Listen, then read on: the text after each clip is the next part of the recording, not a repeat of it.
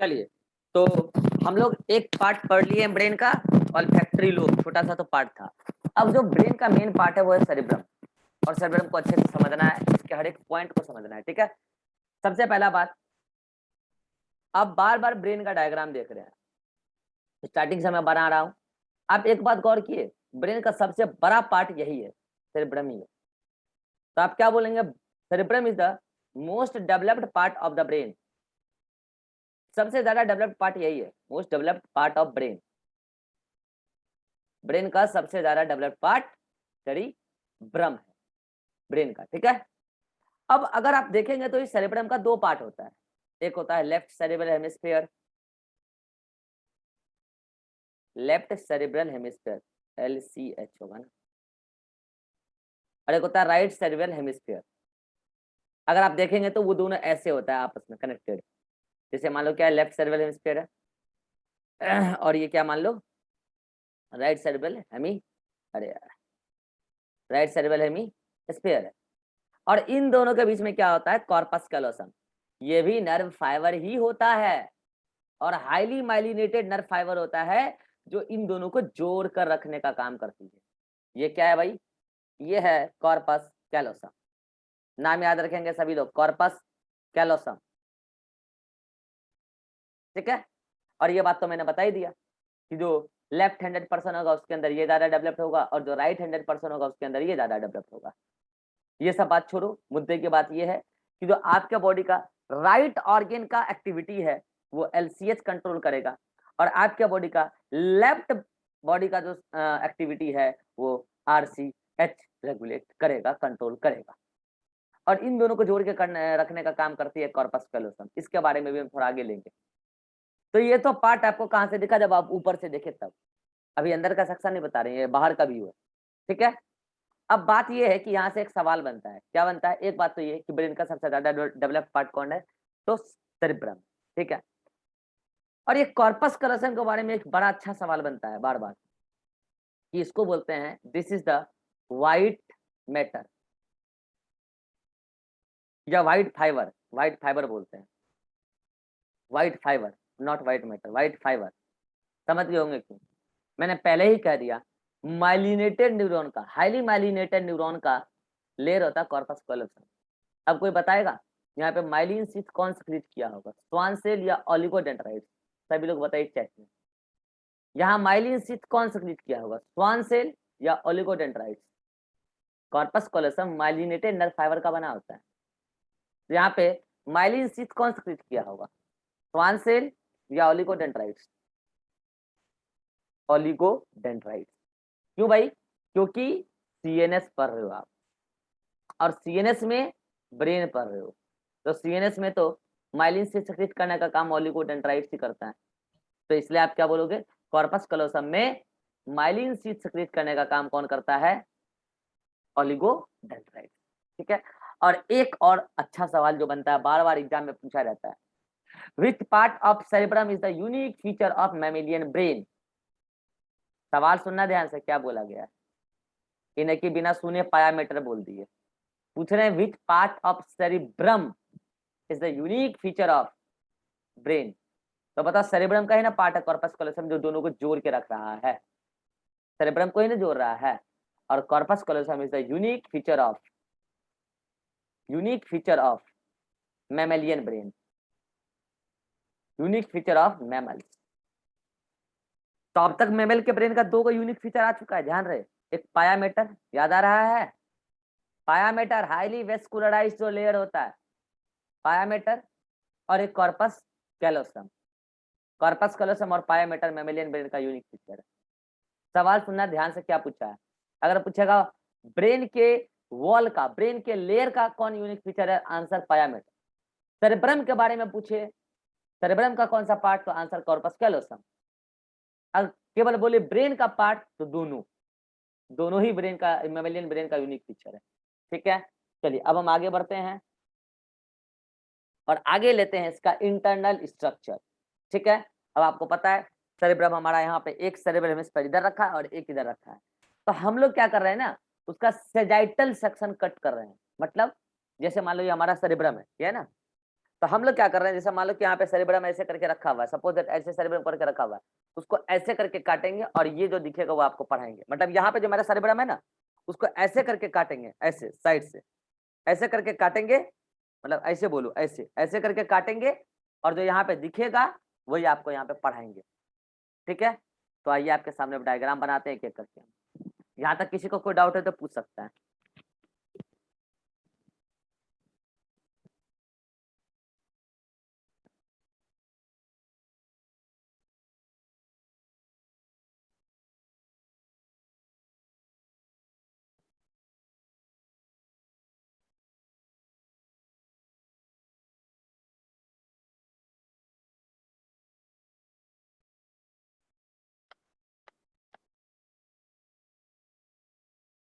चलिए देखिए, डायग्राम बना रहा हूँ, डायग्राम में कुछ बातें गौर करने वाली है। आप डायग्राम मुझे बनाते हुए देखेंगे तो आप क्या हुआ बोलो। सर ब्रेन का जो स्ट्रक्चर होगा हाँ वो मैमल्स में अलग और रेप्टाइल में अलग होगा। भाई, कुछ चीजें अलग अलग होती है, वही तो अलग से बता रहा हूँ मैमल्स में। बाकी शेप और साइज का थोड़ा अंतर तो होगा। कुछ चीजें मैमल्स, हम लोग ह्यूमन का ब्रेन पढ़ रहे हैं, ठीक है, तो कुछ चीजें डाइवर्सिटी की यहाँ कनेक्ट कर रहा हूँ कि मैमल्स के ब्रेन में क्या क्या यूनिक फीचर है। चलिए देखिए, डायग्राम डायग्राम बनाते हुए देखोगे तो समझ में आएगा, नहीं तो बाद में कॉम्प्लेक्स लगेगा डायग्राम। ध्यान से देखना, हम सबसे पहले ब्रेन का जो कट सेक्शन बताए काटे, सबसे आगे वाला पार्ट बना रहे हैं, ये देखो। लेकिन मैं उसको बनाऊंगा कैसे, ये गौर करना।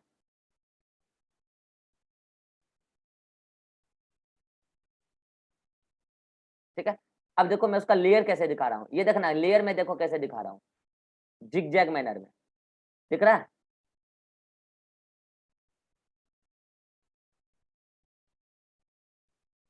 ये हुआ आपका frontal part, frontal lobe of cerebrum, ऐसे ही होता है फ्रंटल लोब। ठीक है, चलिए इसके बगल में ये वाला पार्ट कौन सा होगा, पैराइटल लोब ऑफ सेरिब्रम, और ये भी थोड़ा सा यहाँ पे अंदर धसा होगा ऐसे। ठीक है, फिर यहाँ पे ये वाला पार्ट,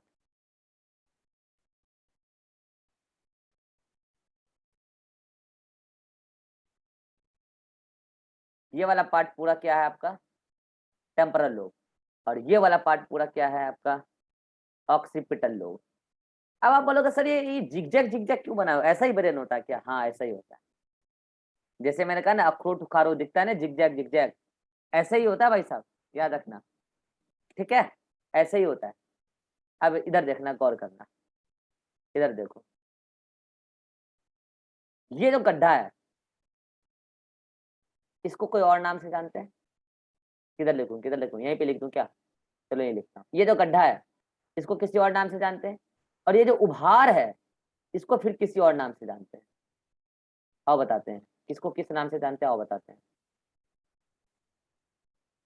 देखो, ये जो उभार है इसको हम लोग बोलते हैं गायराय, क्या बोलते हैं, गायराय। और ये जो गड्ढा है इसको हम लोग बोलते हैं सल्काय, क्या बोलते हैं, सल्काय। और ये गायराय और सल्काय पूरी सेरेब्रम पर, पूरी सेरेब्रम के सरफेस पर मौजूद होता है। अच्छा कोई पूछे इससे क्या फायदा, सुनना बता रहा हूँ फायदा। फायदा है इससे, अगर ब्रेन ऐसा होता, मान लो ये फ्रंटल लोब है, ऐसा होता है ना जी फ्रंटल लोब, तब तो अगर गायराय सल्का नहीं होता तो ऐसा ही ना होता। तो मुझे बताओ, ये उभार होने से, ये उभार दिख रहा है, उभार होने से क्या आपको नहीं लगता कि यहाँ पे कुछ एक्स्ट्रा न्यूरॉन आए होंगे? यस और नो? अरे नहीं लगता, नंबर ऑफ न्यूरॉन्स बढ़ गए होंगे, यस और नो? पूरी सरफेस पर अगर ये गड्ढा गड्ढा गड्ढा और उभार उभार उभार बना, अगर ये प्लेन सरफेस होता तो आपको नहीं लगता कि सरफेस एरिया कम होता? गाराई और सल्काई की वजह से सरफेस एरिया ज्यादा होता है, और सरफेस एरिया ज्यादा होने से नंबर ऑफ न्यूरॉन ज्यादा होता है, और अगर नंबर ऑफ न्यूरॉन ज्यादा होगा तो आप ज्यादा चीजों को कम्युनिकेट कर पाओगे।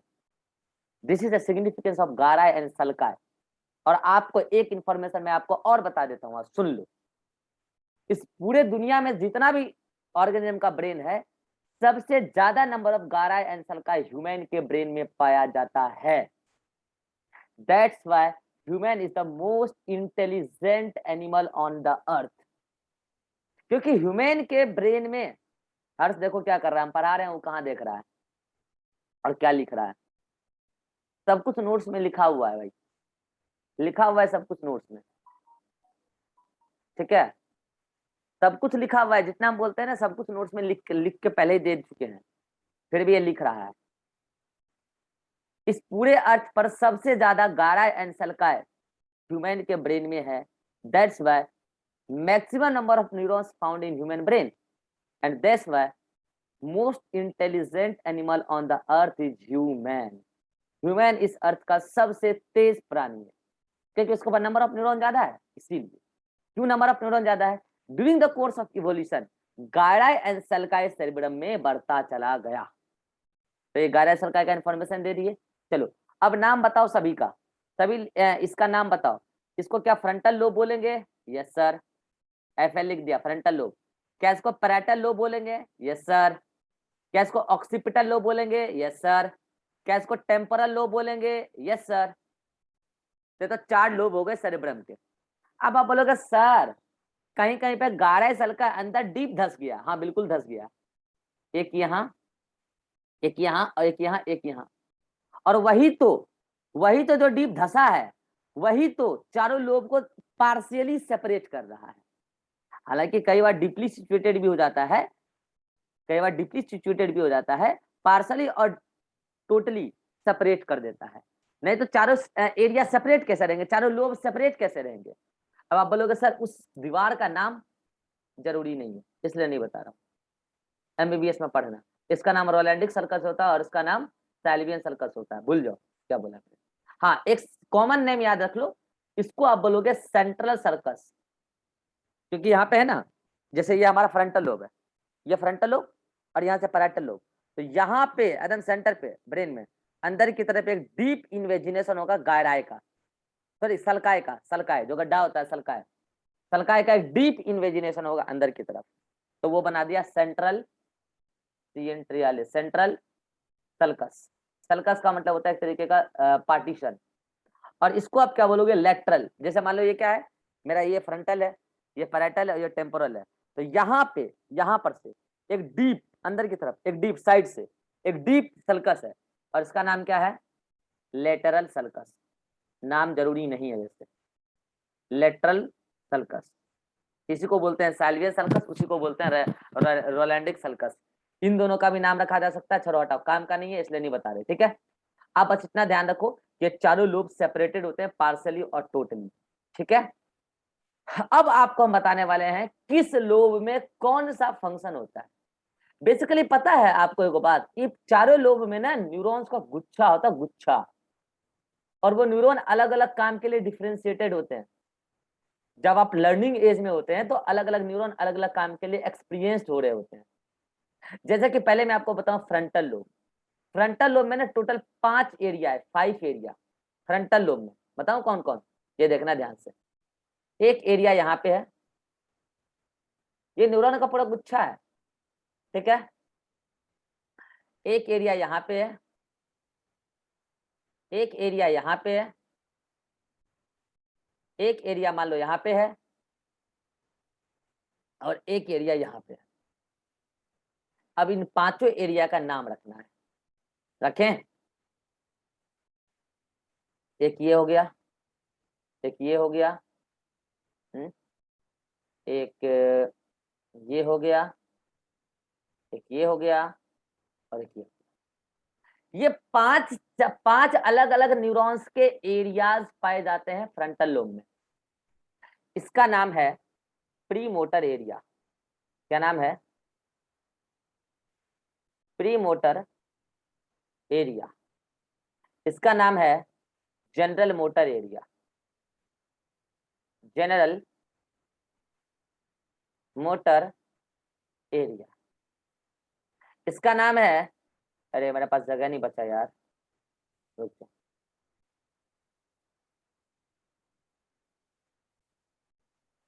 इसका नाम है ब्रोकास एरिया। इसका माइक बार बार ऑन होता है भाई, किसका माइक ऑन होता है भाई? Broca's area.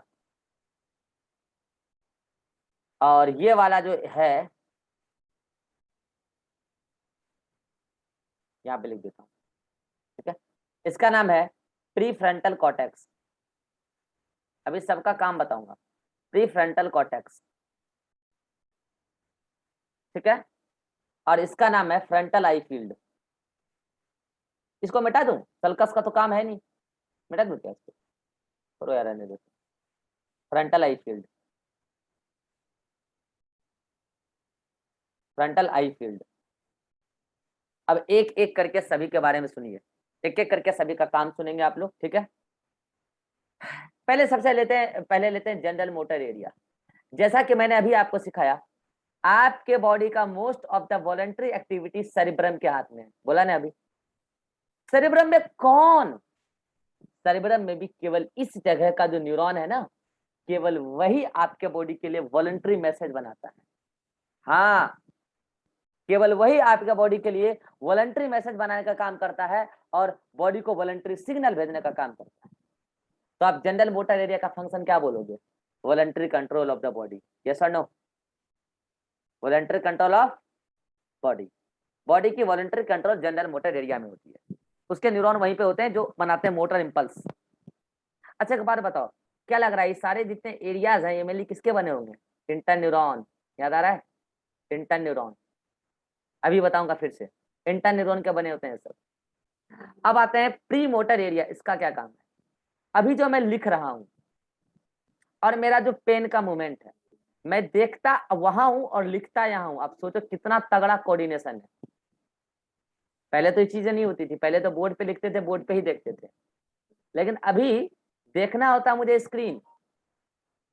और ये जो मेरा बोर्ड है, ये देखो ये रहा बोर्ड, ये नीचे है, ये तो अभी आपको दिख रहा है ना, ये यहाँ नीचे होता है, लैपटॉप के पैरेलल में होता है, लेकिन मैं देखता वहां लिखता है। सोचो कितना तगड़ा कोऑर्डिनेशन होगा ब्रेन का और इस हैंड आई, मतलब कि आई हैंड का और आई का। तो रिटेन सेंटर कहते हैं इसको, क्यों बोलते हैं बताता हूं। ये जिम्मेवार है हैंड आई कोऑर्डिनेशन के लिए, हैंड और आई का कोऑर्डिनेशन के लिए यही जिम्मेवार है। अगर मान लो बाय चांस किसी एक्सीडेंट में मेरा प्री मोटर एरिया डैमेज हो गया, तो मैं देखूंगा कहीं और, लिखूंगा कहीं और, सोचूंगा कहीं और, लिख कुछ और दूंगा, क्योंकि मेरा हाथ लिखा कुछ और जाएगा। मैं अभी सोच रहा हूँ कि हाँ मुझे लिखना है रिटर्न, तो रिटर्न ही लिखता हूँ, और यहाँ पे लिखने का सोचा तो यही लिख रहा हूँ। अगर मेरा ये प्री मोटर एरिया डेवलप नहीं होता ना, मैं लिखने की प्रयास यहाँ करता और लिखाता यहाँ पे, ठीक है। तो जिसका प्री मोटर एरिया बढ़िया है ना, वो सारे टीचर इस लॉकडाउन में फटाफट पढ़ाना सीख गए पेन टेबलेट से। ये हकीकत है, ये एक हकीकत है। और कुछ टीचर को आज की डेट में भी पेन टेबलेट से पढ़ाना मुश्किल हो रहा है, नहीं हो पाता है उनसे, होता ही नहीं है। ये इसलिए नहीं होता कि उनकी प्री मोटर एरिया ज्यादा डेवलप नहीं है, वो लिखना कहीं और चाहते हैं तो लिख कहीं और देते हैं, ठीक है। तो ये आप ध्यान रखेंगे आपके हैंड, क्योंकि आप देखो जब भी आप कई बार क्लासेस में भी गौर करना, टीचर सामने कुछ बोल रहा होता है और आप उसकी बातों को नोट कर रहे होते, लेकिन देखते टीचर को ही हो और कॉपी पे लिख लेते हो। गौर कियो, कितने लोग ऐसा किए हो, टीचर सामने बोल रहा होता है, टीचर के ही हम फेस को देख रहे होते हैं और हम कॉपी पे कई बातें नोट कर लेते हैं। ऐसा भी तभी आप जब कर रहे हो तो देख तो आप कहीं और ही रहे हो, लिख तो यहाँ रहे हो। हैंड और आई का सोचो कितना तगड़ा कोऑर्डिनेशन है कि आप वहां देख के यहाँ लिख ले रहे हो, और मैं यहाँ देख के यहाँ लिख रहा हूँ और वहां पे लिखा रहा है। तो आप सीधा सीधे याद रखो pre motor area. Pre motor area इसको क्यों बोला, क्योंकि मोटर एरिया के आगे वाला एरिया होता है यहाँ पे, ठीक है। तो इसमें जो भी न्यूरॉन्स है ये हमारे हैंड और आई को कोऑर्डिनेट करने का काम करता है, सिग्नल को कोऑर्डिनेट करता है, ठीक है, तब जाके हम लिख पाते हैं। इन दोनों का काम हो गया। ब्रोकास एरिया, इसका नाम से पता चल रहा है भौंकने में काम आएगा, भौंकोगे मतलब स्पीच एरिया, इसको बोलते हैं मोटर स्पीच एरिया। मतलब आपके टंग को मैसेज भेजेगा ये, तब जाके आप बोल पाओगे, मोटर स्पीच एरिया। पीएमटी का बहुत ही अच्छा सवाल है कि अगर ब्रोकास एरिया खराब हुआ तो क्या होगा। सभी लोग आंसर बताइएगा, 4 ऑप्शन दे रहा हूं। अगर ब्रोकास एरिया डैमेज हो गया एक्सीडेंट में, या खराब हो गया, या बचपन से अनडेवलप्ड रह गया, तो क्या होगा। पहला ऑप्शन, पर्सन गूंगा होगा। दूसरा ऑप्शन, पर्सन का इंटेलिजेंस डिफर कर जाएगा। तीसरा ऑप्शन, पर्सन गूंगा होगा मगर इंटेलिजेंस डिफर नहीं करेगा। चौथा ऑप्शन, कुछ कह नहीं सकते। फिर से बोल रहा हूं, पहला ऑप्शन पर्सन गूंगा होगा, दूसरा ऑप्शन, पर्सन का इंटेलिजेंस कम होगा, आईक्यू कम होगा। तीसरा ऑप्शन, पर्सन गूंगा होगा मगर आईक्यू नॉर्मल होगा। और चौथा ऑप्शन, कुछ कह नहीं सकते।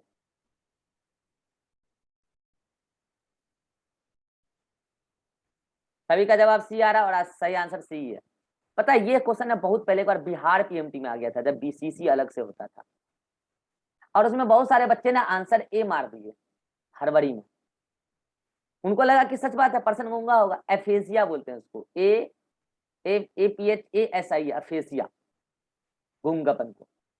तो बहुत सारे लोगों ने मार दिया, लेकिन जब बाद में घर पे आके, घर वहां तो उस टाइम क्वेश्चन ही नहीं मिलता था, बाद में जब आंसर की आता था उसका, तब पता चलता था आंसर तो सी जा रहा है भाई।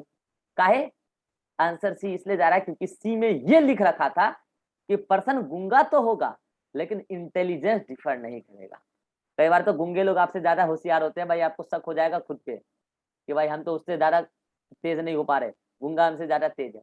समझता सब है वो, क्यों पता है, उसका ये वाला एरिया बढ़िया है, मेन एरिया यही है, इसकी काम भी बताऊंगा, रुक जाओ।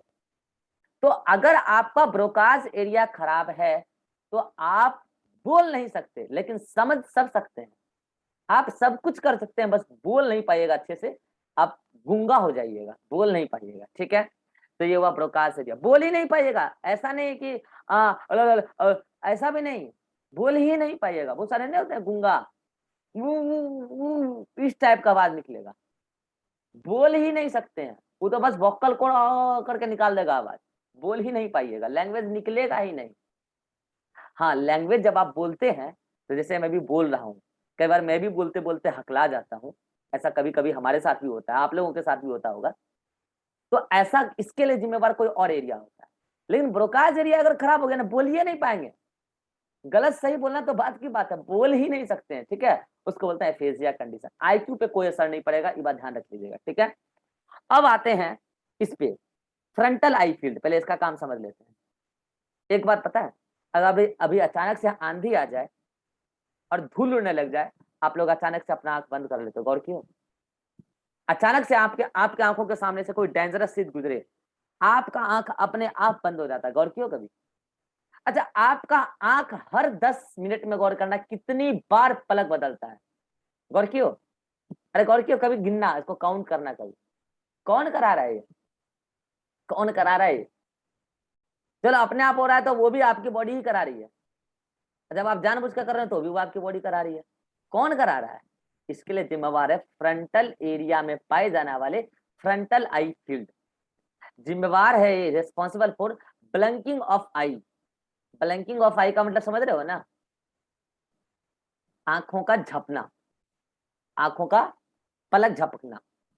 अब ये नहीं कि हम बोलेंगे किसी को जाकर आंख मार दिए ऐसे करके, फिर बोलेंगे ओ हमारा फ्रंटल आई फील्ड खराब है, फिर वो तुम्हारा दिमाग खराब करेगा बढ़िया से, जबरदस्ती, वो हमारा फ्रंटल आई फील्ड खराब है, हम जान के नहीं किए हैं। फिर वो बोलेगा रुको रुको, मेरा जो है ना जनरल मोटर एरिया बहुत हाइपर एक्टिव है, अब हम बताते हैं। फिर वो बोलेगा मेरा जनरल मोटर एरिया बहुत हाइपर एक्टिव है, तब वो तुमको कूटेगा बढ़िया से। तो आप जो भी कर रहे हो, आप अपने अपने जिम्मेवारी से कर रहे हो, ठीक है, आप उसके लिए जिम्मेवार हो। अगर फ्रंटल आई फील्ड है तो नॉर्मली आप अपना पलक कैसे झपकते हो, वहां जाके गलती से झपका गया है। अब समझिएगा, प्री फ्रंटल कॉर्टेक्स, इसका दुनिया भर का काम है, बहुत काम करता है प्री फ्रंटल कॉर्टेक्स, एक एक करके मैं सारे काम बता रहा हूँ, ठीक है।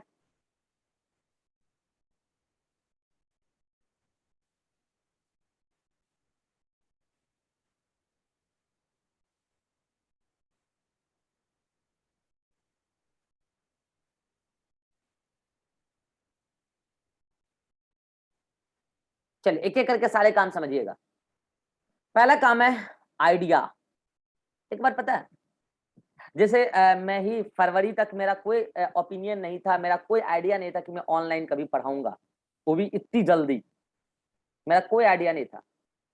जब कोरोना 2 आया, तब मेरे दिमाग में अचानक से आया कि जो है मुझे ऑनलाइन सेटअप लेना चाहिए।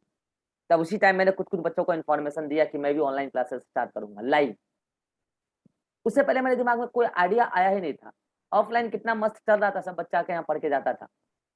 तो अचानक से दिमाग में एक ऐसा आइडिया आया, कहाँ से आया, हमने आसपास के सराउंडिंग को देखा, कि इस बार तो कोविड पीक पर जाएगा, और अचानक से बैच में एक लड़का को कोविड हो भी गया। फिर ये पूरी की पूरी प्रीफ्रंटल कॉर्टेक्स एरिया मेरे पूरे बॉडी को सिग्नल दे दिया कि आज ही जाओ और पेन टेबलेट खरीद के लाओ, बाकी चीज तो है तुम्हारे पास, और वाईफाई लगवाओ जियो का। 2 दिन के अंदर मैंने ऑनलाइन सेटअप तैयार कर लिया था। बच्चों ने भी कोऑपरेट किया था, काफी कोऑपरेट किया था उस टाइम। बच्चों ने अलग अलग से बच्चों ने अपने अपने पैसे लगा के दिए थे, सर आप ऑनलाइन क्लास लीजिए। काफी कोऑपरेट किया था उस टाइम जो बच्चे मेरे पास ऑफलाइन में थे, और मैंने 2 दिन में सेटअप तैयार कर दिया और क्लास स्टार्ट। तो मेरे पास ये आइडिया कहाँ से आया कि बच्चे कुछ पैसे दे देंगे, कुछ पैसे मैं लगा लूंगा, और उसके बाद वाईफाई लग जाएगा तो स्पीड ज्यादा हो जाएगा, क्लासेस में डिस्टरबेंस नहीं आएगा, चलो बच्चों को इन्फॉर्म करते हैं कि मैं भी अब ऑनलाइन क्लासेस लूंगा। तो ये सब मेरे फ्रंटल लोब में प्री फ्रंटल कॉर्टेक्स एरिया इसके लिए जिम्मेवार है। अब अभी मेरे दिमाग में कुछ दिनों से चल रहा है कि अब मैं पटना से निकलने वाला हूँ 1-2 महीना बाद, तो मेरे दिमाग में चल रहा है कि कुछ दिन मेरा ट्रैवलिंग वाला फेज होगा, तो बच्चे का क्लास डिस्टर्ब नहीं हो, तो मेरे दिमाग में चल रहा है कि वो मोडम खरीदेंगे, और मोडम के लिए जो है वाईफाई उसके लिए नहीं चाहिए हमको। काहे नहीं चाहिए वाईफाई? क्योंकि वाईफाई एक जगह स्टेबल होता है। तो इस समय मोडम क्या होता है, लैपटॉप में घुसा दो और वाईफाई के तरह ही काम करता है। तो ये सब मेरे दिमाग में कहाँ से आ रहा है? हम आस पास से देखते हैं, कहीं से सुनते हैं, यूट्यूब पे वीडियो देख लेते हैं इधर उधर से, कोई टीचर और बता देता है हमको, तो मेरा दिमाग भी काम कर लेता है, आइडिया आ जाता है। अब किसी का बर्थडे है मान लो, सोच लिए कि आज इसको रात में कूटना है, लेकिन उसके लिए केक भी ला के रखना है, तबे कूटेंगे तो गरमाएगा नहीं, तो खाली कूट देंगे तो वो कूट देगा। केक ला के कूटेंगे तो गरमाएगा नहीं। तो गए 50-60 रुपया वाला केक सस्ता हुआ उठा के ले आए, बाकी कूटने के लिए तैयार है सब लोग। कहाँ से दिमाग में आया कि केक के बहाने आज उसको बर्थडे पे कूटेंगे? कहाँ से दिमाग में आया कि ये कुछ नया करना है? इसके लिए कोई जिम्मेवार है। अगर आपके अंदर कोई क्रिएटिविटी नहीं है, कोई आइडिया नहीं आता है, तो मतलब आपके ब्रेन का प्री फ्रंटल कॉर्टेक्स एरिया ज्यादा डेवलप नहीं। तो आपके अंदर कोई भी आइडिया आने के लिए जिम्मेवार कौन है? Pre frontal cortex area. अगला, इंटेलिजेंस। इंटेलिजेंस समझिएगा मेरी बात। इंटेलिजेंस जो होती है ना, ह्यूमन के अंदर टोटल 25 जीन पर डिपेंड करती है। होता क्या है कि जो इस प्री फ्रंटल कॉर्टेक्स एरिया के न्यूरॉन्स हैं, उस न्यूरॉन्स के जीन 25 जीन होते हैं, टोटल 25 जीन। वो बड़े बड़े से मतलब डोमिनेंट जीन अगर ज्यादा प्रोडक्ट बनाते हैं, तो होता क्या है कि हमारा बॉडी नई चीजों को गेन ज्यादा करता है, हम ज्यादा चीजों को गेन करते हैं। देखो आप चीजों को ज्यादा गेन करके रखते कितना हो, वो भी बात इसी बात पे डिपेंड करता है कि प्रीफ्रंटल कॉर्टेक्स एरिया कितना डेवलप है। मतलब मेमोरी लो, लास्ट में लिख देता हूं मैं। मेमोरी अलग चीज है कि आप नई चीजों को पढ़ के कितना याद रखते हो, वो भी डिपेंड करता है प्रीफ्रंटल कॉर्टेक्स एरिया पे। लेकिन मैं उसकी बातें नहीं कर रहा हूं, मैं बात कर रहा हूं कि आप नई चीजों को कितना कैच करते हो। किसका माइक है भाई, बार बार डिस्टर्बेंस हो रहा है, किसका माइक है? सुमन, अरे भाई ध्यान रखो, ये तुम्हारा बार बार ऑन हो रहा है। हाँ, मैं कह रहा हूं कि इंटेलिजेंस, जैसे मैं कह रहा हूं कि मैंने आज तक एक सब्जेक्ट स्टैटिस्टिक्स आज तक नहीं पढ़ा, आज तक नहीं पढ़ा, वो हमारे कभी पल्ले नहीं पड़ा। जियोलॉजी, जूलॉजी नहीं, जियोलॉजी आज तक नहीं पढ़ा। अब मान लो आज मैं कोई स्टैटिस्टिक्स का बुक लेके बैठ जाऊं, तो वो मुझे कितना पल्ले पड़ती है, ये मेरे इंटेलिजेंस पर डिपेंड करता है। हकीकत बता रहा हूँ, मैं बायोलॉजी सीख लिया तो मैं दुनिया का बहुत बड़ा तेज प्राणी नहीं हो गया, मैं बहुत इंटेलिजेंट नहीं हूँ। मैं नई चीजों को कितना गेन करता हूँ, इस पर डिपेंड करता है कि मैं कितना इंटेलिजेंट। ठीक है, नई चीजों को कितना, कुछ लोग ऐसे होते हैं जो नई चीजों को एक बार में गेन करते हैं, ज्यादा इंटेलिजेंट। अब बात करते हैं मेमोरी। आपने कोई नया चीज पढ़ लिया और उसको कितना याद रख पाते हो, ये भी प्री फ्रंटल कोर्टेक्स एरिया पर ही डिपेंड करता है। ये भी, उसके लिए भी वहीं पर न्यूरॉन है, सब न्यूरॉन का खेल है। तो ये हो गया। दूसरा, नॉलेज, KNOWLEDGE, समझिएगा ध्यान से। एक होता है नॉलेज और एक होता है मेमोरी और एक होता है इंटेलिजेंस। तीनों में अलग अलग थोड़ा सा डिफरेंस है। इंटेलिजेंस का मतलब क्या हुआ कि आप नई चीजों को कितना समझ सकते हो, दिस इज इंटेलिजेंस। कोई भी नई चीज पढ़ना जरूरी नहीं कि पढ़ाई करना, कोई भी नई चीज। फॉर एग्जाम्पल अभी न्यू एजुकेशन पॉलिसी आया है, मैंने उसको पढ़ा था, डिटेल में समझा था उसको, मुझे समझ में आ गया। उसमें मुझे ज्यादातर चीज अच्छा ही लगा, लेकिन कुछ चीज खराब भी लगा जो फ्यूचर को अफेक्ट करेगा। ठीक है, तो मैं समझ गया। इसका मतलब मेरा इतना इंटेलिजेंस कि मैंने इस चीजों को थोड़ा बहुत समझ लेता हूँ। कृषि बिल मैंने हाल में ही पढ़ा, उसको भी मैं समझ गया। वो पूरी तरीके से किसान के अपोजिशन में है, 98% किसान के अपोजिशन में। ठीक है, कोई भी आप समझदार लोगों से पूछेगा, बोलेगा वो किसान के अपोजिशन में है।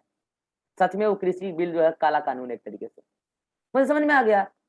पहले आप अपना इंटेलिजेंस यूज कीजिए, अंधभक्ति साइड कीजिएगा तब इंटेलिजेंस सामने आएगा। ठीक है, नहीं तो पता चला कि फलाना पार्टी लोग बैठ गए हैं, फलाना पार्टी जिंदाबाद। नहीं, आप अपना अकल लगा के पढ़िए, उसके रूल को पढ़िए और उसको समझिए, अंडरलाइन कीजिए, उसको प्रैक्टिकली इंप्लीमेंट कीजिए, तब आपको समझ में आएगा कि कितना यूजफुल है और कितना हार्मफुल है। जैसे न्यू एजुकेशन पॉलिसी, वो भी तो यही सरकार लाई है, वो मुझे बहुत अच्छा लग रहा है। ठीक है, तो वो चीजें मैं सपोर्ट करूंगा। हालांकि उसमें कुछ कमी है। ठीक है, तो हर चीज का अपना कमी और फायदा होता है, वो अलग बात है। कृषि बिल पूरी तरीके से खराब लग रहा है मुझे, मेरा अपना ओपिनियन में अगर मैं बात करूं तो। कोई भी नया चीज जब मैं पढ़ता हूं तो मुझे लगता है कि कितना सही है कितना गलत है। मैं बायोलॉजी में ही कोई नया चीज पढ़ लूं अभी, तो मुझे कितना समझ में आता है, दिस इज इंटेलिजेंस। ठीक है, अब समझना, मैं उसको पढ़ने के बाद मैं पहले के नॉलेज से उसको कितना कनेक्ट कर पाता हूं, this is knowledge. Knowledge intelligence में अंतर है। जैसे कि मैंने पढ़ा ना न्यू एजुकेशन पॉलिसी, तो इसका मतलब ये नहीं कि मैं पढ़ा और समझ गया उसको, नहीं, पढ़ा और ओल्ड एजुकेशन पॉलिसी से मैंने उसको कंपेयर किया, तो मुझे लगा नहीं, इससे कुछ सुधार आएगा एजुकेशन की फील्ड में। ठीक है, फिर मैंने कृषि बिल ही पढ़ा, तो मैंने कृषि बिल का पुराना कानून समझा क्या था, फिर नया कानून पढ़ा, उन दोनों को कंपेयर किया, तब फिर मुझे लगा कि नहीं नहीं, पुराना कानून ज्यादा बढ़िया था, और कोई चेंज नहीं आए तो ज्यादा, चेंज आए तो दूसरे तरीके का चेंज आना चाहिए। तब मुझे लगा कि खराब है। जैसे कि लोग बात करते हैं जनसंख्या कंट्रोल पे, बिल्कुल खुल के सपोर्ट करते हैं, होना चाहिए। पॉपुलेशन कंट्रोल बिल्कुल होना चाहिए, इसमें हम सपोर्ट करते हैं। तो क्यों सपोर्ट करते हैं, इसका आपके पास ऑथेंटिक रीजन होना चाहिए।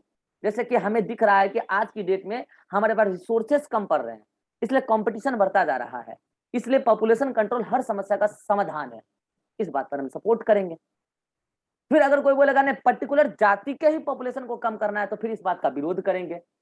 काहे, सब जाति अपना पॉपुलेशन कंट्रोल करो, कोई पर्टिकुलर जाति ही क्यों कंट्रोल करेगा, पूरा भारत कंट्रोल करेगा। तो फिर जो चीजें गलत है सही, आप पिछले नॉलेज से करंट नॉलेज को कंपेयर करके सही और गलत अगर आप समझ जाते हैं, तो दिस इज योर नॉलेज।